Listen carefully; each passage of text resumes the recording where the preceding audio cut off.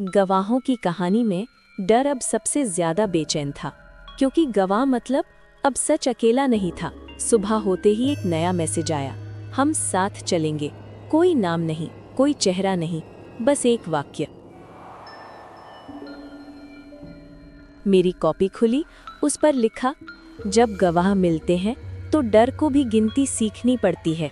शाम को पहली बार सब एक ही समय पर बोले, अलग अलग जगहों से, अलग अलग आवाजों में, लेकिन एक ही बात। हमने देखा था, हमें चुप कराया गया, अब हम चुप नहीं हैं। मुझे लगा जैसे दीवारें पतली हो रही हों। रात को सपना आया, मैं एक बड़े कमरे में थी, जिसकी छत पर लिखा था कमरा 13, लेकिन अंदर कोई ताला नहीं था, कोई परछाई नहीं, सिर्फ लोग बैठे थे एक गोल घेरे में। अनन्या मेरे पास आई। देख रही हो, उसने कहा, अब ये कमरा डर का नहीं, याद का है। मैंने पूछा, और डर कहाँ गया? उसने खिड़की की तरफ इशारा किया। बाहर अंधेरे में एक आकृति खड़ी थी, छोटी, सिकुड़ी हुई। डर तब तक बड़ा रहता है जब तक उसे नाम न दिया जाए। मैं जाग गई। फोन पर खबर आई, जांच फिर शुरू होगी। इस बार शब्द पक्के थे, कोई शायद नहीं, कोई कथित नहीं। मेरे हाथ कांपने लगे, लेकिन उसी पल एक और मैसेज आया, अब पीछे मत हटना। मैं समझ गई, अब डर धमकी नहीं दे रहा था, वो आखिरी बार याद दिला रहा था कि रास्ता लंबा है। मेरी कॉपी में आखिरी लाइन उभरी, जब गवाह इकट्ठे होते हैं तो कहानी फैसला बन जाती है। मैं खिड़की से बाहर देखने लगी। बारिश शुरू हो गई थी, छोटी छोटी बूंदें, हर बूंद जैसे कह रही हो, एक और नाम, एक और सच, एक और आवाज। कमरा 13 अब सपना नहीं था, वो दस्तावेज बन चुका था, तारीखों में, नामों में, यादों में। और मुझे पता था अब आखिरी हिस्सा करीब है, क्योंकि कहानी अब डर की नहीं रही, कहानी अब उस पल की थी जब सच को सुना जाएगा। सच को सुना जाना ये किसी शोर की तरह नहीं आया, ये गहरी सांस की तरह आया। उस सुबह शहर सामान्य था, लोग दफ्तर जा रहे थे, बच्चे स्कूल जा रहे थे, टीवी पर मौसम की खबर चल रही थी, और नीचे एक लाइन चल रही थी, जांच रिपोर्ट सार्वजनिक होगी। मेरे हाथ कांपने लगे।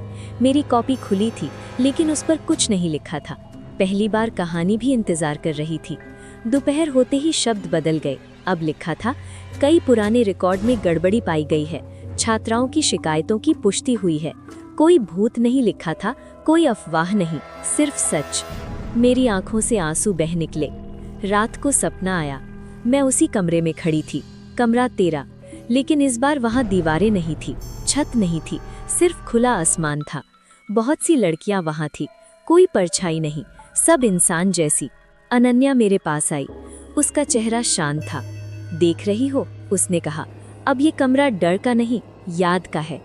मैंने पूछा, और डर कहाँ गया? उसने खिड़की की तरफ इशारा किया।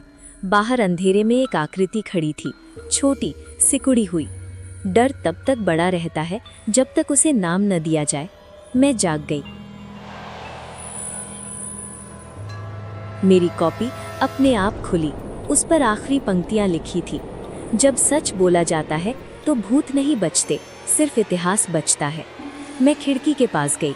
बाहर वही सड़क, वही लाइटें, वही लोग, लेकिन कुछ बदला हुआ था।